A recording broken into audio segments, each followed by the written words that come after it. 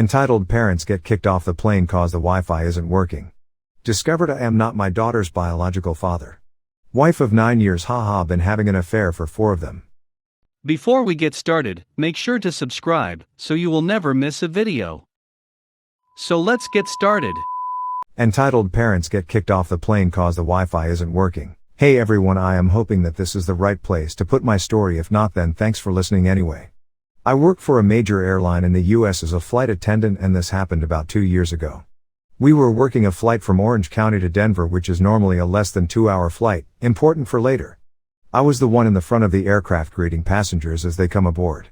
The very first people to come on the plane for this particular flight was a family, 2 early teens kids, their father and their mother in a foot cast. They sit in the second row and the rest of the boarding goes totally normal. We even got the doors shut an extra 5 minutes early, and we were all thinking about going down to the hotel bar at the end of a wonderfully uneventful day.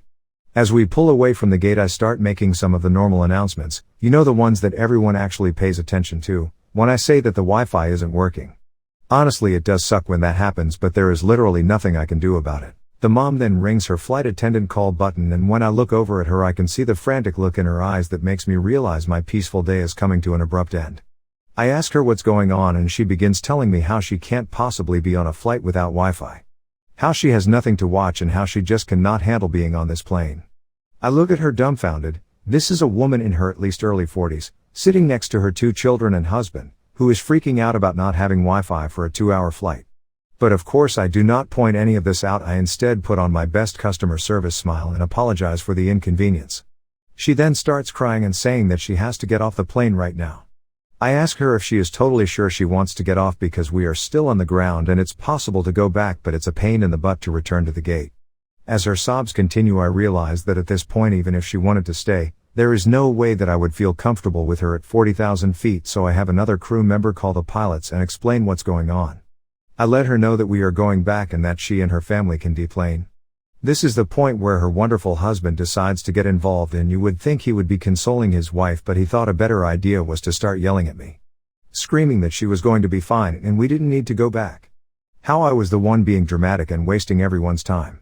After a very awkward taxi back to the gate, I go back to the front so we can reopen the doors, and all the while the husband is alternating between cussing at me and yelling at his wife. Once we finally got the doors open, I head back to their row and ask them to deplane and offer to help them with their belongings. This is when the wife looks up at me and smiles, and this is the part that I will never forget. I'm just going to run up there and download a movie and I'll be right back. I just smiled at her and thought, you have to be kidding me. We finally get them off the plane and into the slightly confused hands of a ground supervisor. We quickly reclose the doors and I exchanged shocked glances with my crew. Who really thinks that they are going to get back onto a plane after you made them and 130 other passengers turn around because you couldn't spend 2 hours with your family without Wi-Fi?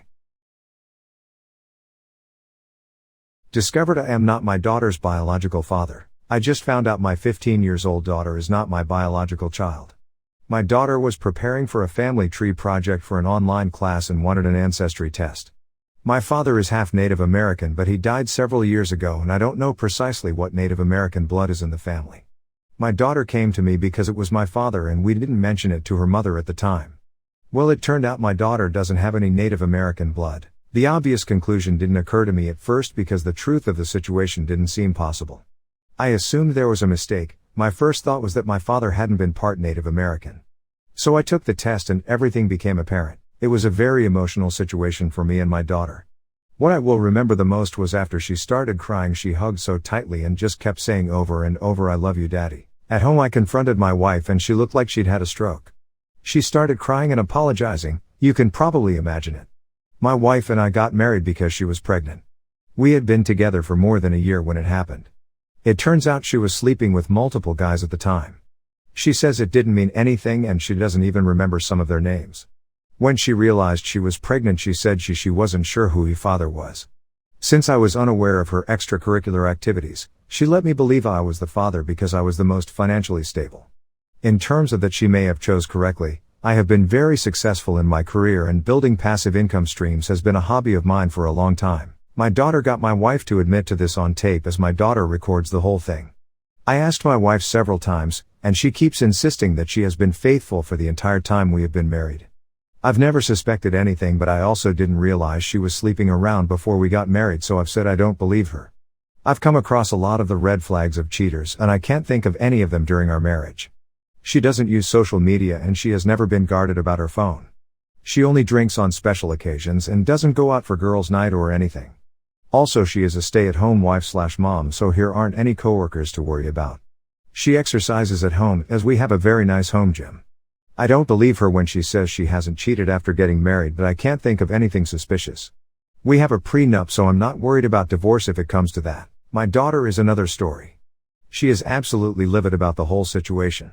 I know teenagers can be emotional. I certainly remember how I was at her age. But she has never been very expressive, something I thought she or from me, nature versus nurture? My daughter can't stand to be around her mother. She has said some truly awful things to her mother.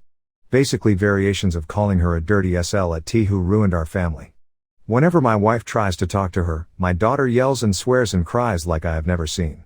Christmas is coming up and my daughter is demanding my wife leave the house until after New Year's so she can spend time with her real family, meaning me. My daughter has even come on me privately saying that in the event of divorce she wants to stay with me. She has even asked if it is possible to disown her mother and be adopted by me.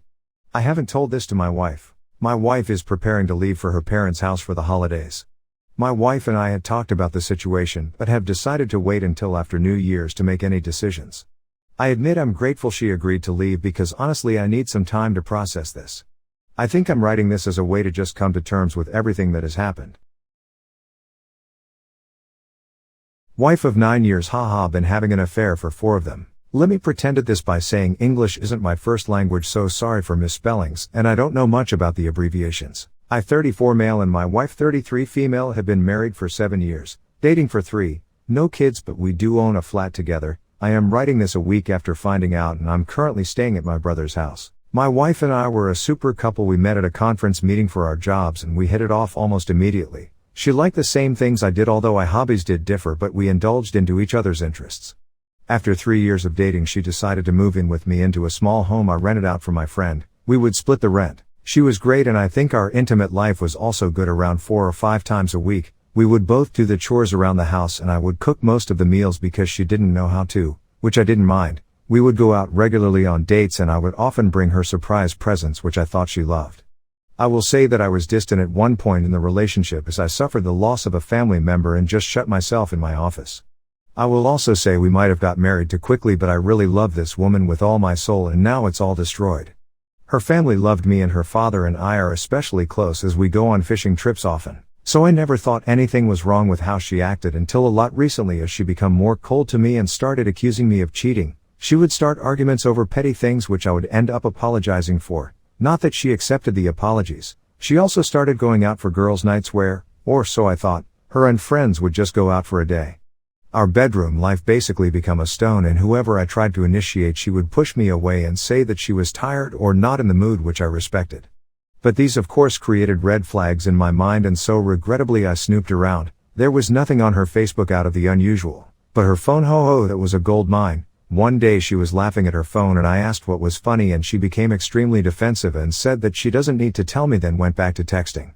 This set off alarms in my head like I've never had before, so that night after she had a couple drinks and went to bed I unlocked her phone using Face ID and looked through her photos, nothing there. Recently deleted nothing as well. Then I went to her messages and found some girl named Monica. She loved Friends, and I hadn't met a friend named Monica, so I took a snoop and I found the jackpot. From the last messages I just felt rage talking about thing like I want you and sold I have a husband. The kicker was she didn't delete anything. Every nude, every message for the last 4 years were there, and there were thousands. I'm a bit tech savvy, so I installed spyware into her phone and I sent every text to myself. Took 5 hours to do it all. And now I'm seething with anger. I have this woman everything, and now she does this for so long as well and can still look me in the face and smile. I have asked a friend to recommend me a lawyer who will go full scorched earth on her, and all the emotions I had towards her are now just anger and spite. She doesn't know I know yet, and so I told her that I have a work-related trip for 2 weeks. I have already set up cameras in the house, and as soon as I left the house he came over and they have done it everywhere. The kicker, Monica is my other brother, so now I feel betrayed, emasculated and broken inside. No one else knows yet other than the brother I'm staying at, and we are both seething at this.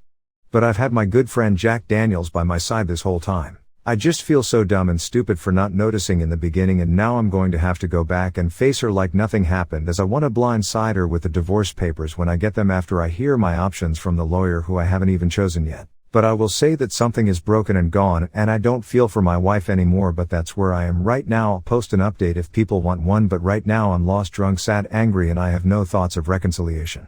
But what do I do now? I'm just lost. Sorry for the long read.